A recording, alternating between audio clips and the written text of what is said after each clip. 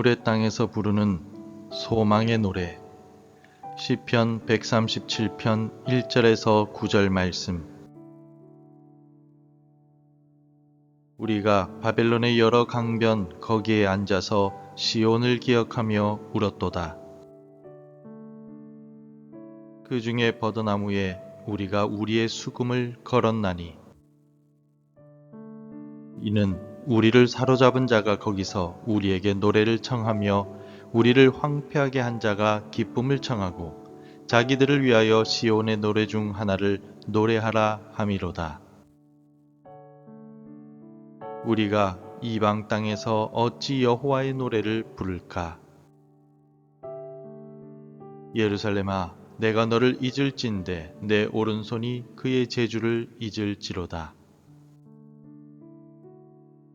내가 예루살렘을 기억하지 아니하거나 내가 가장 즐거워하는 것보다 더 즐거워하지 아니할진대 내 혀가 내 입천장에 붙을지로다. 여호와여, 예루살렘이 멸망하던 날을 기억하시고 에돔 자손을 치소서. 그들의 말이 헐어버리라 헐어버리라 그 기초까지 헐어버리라 하였나이다. 멸망할 딸 바벨론아, 내가 우리에게 행한 대로 내게 갚는 자가 복이 있으리로다. 내 어린 것들을 바위에 메어치는 자는 복이 있으리로다. 성도 여러분, 오늘 새벽 주님 앞에 나오신 여러분들의 마음은 어떠하십니까? 오늘 본문의 시인은 지금 바벨론 강가에 앉아 있습니다. 이곳은 화려한 제국의 중심부입니다. 거대한 운하가 흐르고 웅장한 건물들이 즐비한 문명의 중심지입니다. 하지만 하나님의 백성들에게 있어서 그곳은 눈물의 장소였습니다. 1절을 보십시오. 우리가 바벨론의 여러 강변 거기에 앉아서 시온을 기억하며 울었도다. 그들은 단순히 고향이 그리워서 운 것이 아니었습니다. 하나님을 예배하던 성전이 무너졌고 하나님의 임재가 떠난 것 같은 영적인 상실감 때문에 울었던 것입니다. 오늘날 우리도 마찬가지입니다. 우리가 살아가는 세상은 화려해 보입니다. 성공과 번영을 자랑합니다. 하지만 그 속에서 성도는 때로 깊은 외로움과 영적인 목마름을 느낍니다. 하나님이 정말 살아계십니까? 하나님, 내 기도를 듣고 계십니까? 하는 단식이 나올 때가 있습니다. 바벨론 사람들은 유다 백성들을 조롱합니다. 3절을 보시겠습니까? 이는 우리를 사로잡은 자가 거기서 우리에게 노래를 청하며 우리를 황폐하게 한 자가 기쁨을 청하고 자기들을 위하여 시온의 노래 중 하나를 노래하라 함이로다. 바빌론 사람들은 유다 백성들에게 우리를 위하여 시온의 노래 중 하나를 노래하라 라고 요구합니다. 이들의 요구는 음악을 감상하겠다라는 것이 아닙니다. 너희의 신이 너희를 구원하지 못했는데 그 찬양이나 한번 들어보자 라는 비아냥거림입니다. 술자리 안주로 찬양을 부르라는 모욕입니다. 바로 이때 시인은 어떻게 합니까? 2절에서 그 중에 버드나무에 우리가 우리의 수금을 걸었나니 라고 말하고 있습니다. 수금을 나무에 걸었다라고 하는 것은 연주, 파업을 이야기합니다. 나는 하나님의 영광을 위한 노래를 너희들의 유흥거리로 팔지 않겠다라는 결단입니다. 성도 여러분, 세상은 우리에게 타협을 요구합니다. 신앙은 적당히 해라. 교회에서는 거룩한 척해도 직장에서는 우리 방식대로 해라 라고 요구합니다. 그러나 우리는 이 세상의 쾌락을 위해 우리의 거룩함을 팔아넘길 수는 없습니다.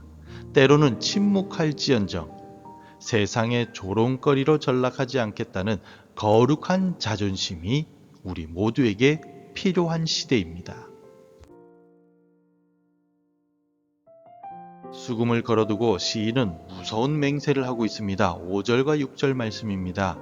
예루살렘아, 내가 너를 잊을진대 내 오른손이 그의 재주를 잊을지로다. 내가 예루살렘을 기억하지 아니하거나 내가 가장 즐거워하는 것보다 더 즐거워하지 아니할진대 내 혀가 내 입천장에 붙을지로다. 이 말이 끔찍한 저주처럼 들리지만 사실은 처절한 사랑의 고백입니다. 오른손이 재주를 잇는다라는 것은 수금을 타는 연주자에게 사형 선고와 같습니다. 혀가 입천장에 붙는다라는 것은 다시는 노래할 수 없다는 뜻입니다. 시인은 말합니다. 내가 하나님의 다스림을 잊어버리고 세상에 동화되어 사느니 차라리 내 재능을 잃고 벙어리가 되는 게 낫다라고 말입니다. 왜 이렇게까지 극단적으로 말하는 것일까요? 기억하지 않으면 사라져버리기 때문입니다. 바벨론의 문화는 너무나도 매력적이고 강력했습니다.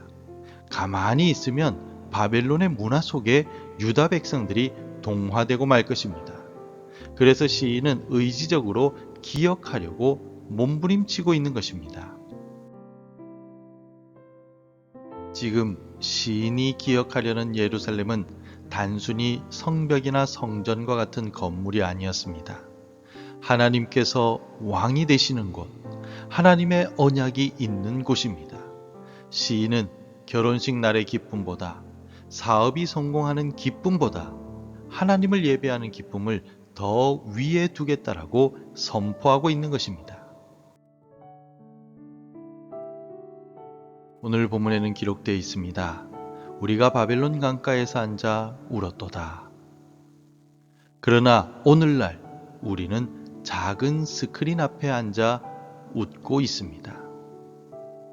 2025년도에 발표된 아동 청소년 삶의 질 보고서와 2024년 스마트폰 과의존 실태조사에 따르면 우리나라 10대 청소년 10명 중 4명 42.6%가 스마트폰이 없으면 일상생활이 어려운 과의존 위험군으로 나타났습니다. 성인을 포함해서 전체 국민 중에서도 약 23%가 위험군에 속해 있습니다. 성도 여러분, 바벨론 제국은 거대한 신상으로 사람들을 압도하지만 현대의 바벨론은 손안의 작은 스마트폰 화면으로 우리를 사로잡고 있습니다. 우리가 하루에 스마트폰을 보는 시간은 평균 4시간에서 5시간에 달하지만 하나님을 묵상하는 시간은 10분도 채 되지 않을 때가 많습니다. 우리는 바벨론 강가가 아닌 스마트폰 불빛 아래 앉아서 우리의 영혼을 마비시키고 있는지는 아는지 생각해 보아야 하겠습니다. 사랑하는 성도 여러분, 우리의 힘으로는 하나님만을 생각하고 하나님만을 예배하겠다라고 하는 이 결단을 지키기가 어렵습니다. 우리는 아무리 결단을 해도 금방 바벨론의 화려함에 눈이 팔리고 고난 앞에서 하나님을 잊어버리게 됩니다. 그러나 우리에게는 참된 예루살렘이신 예수 그리스도가 계심을 잊지 마시기 바랍니다. 예수님은 이 땅이라는 바벨론에 오셔서 조롱과 멸시를 당하셨습니다. 사람들이 네가 만일 하나님의 아들이라면 내려와 보라 라고 조롱할 때도 우리 주님은 묵묵히 십자가를 지셨습니다. 예수님은 겟세마네에서 통곡하셨고 십자가에서 하나님께 버림받는 고통을 겪으셨습니다. 왜입니까? 죄의 포로된 우리를 해방시켜 영원한 새 예루살렘으로 데려가시기 위함입니다. 예수님은 우리를 잊지 않으셨습니다. 십자가에서 못 박히신 그분의 오른손은 결코 우리를 구원하는 능력을 잊지 않으십니다. 오늘 하루 우리가 발 디디고 사는 곳은 바벨론 같은 세상일 수 있습니다. 눈물이 날 수도 있습니다. 그러나 낙심하여 주저앉아 있지 마십시오. 수금을 나무에 걸어둘지언정 마음의 중심에서는 하나님을 붙들고 기억하십시오.